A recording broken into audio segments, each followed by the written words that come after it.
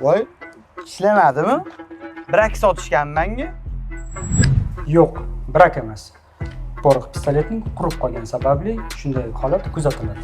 Ko'pgina mijozlarimiz tomonidan tushgan shikoyatlarga ko'ra, sizlarga porox pistoletning qurib qolganida to'g'ri muomalashni ko'rsatamiz.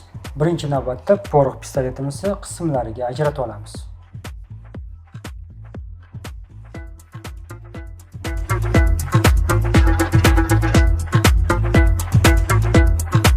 Porox pistoletimizni sochib oldik.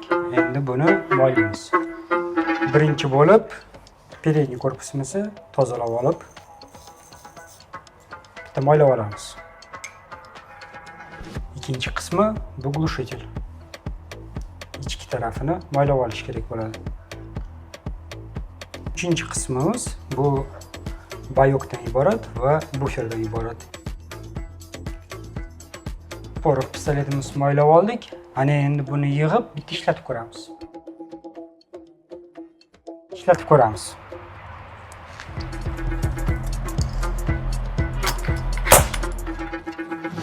Ferro sifat ustuvorligi.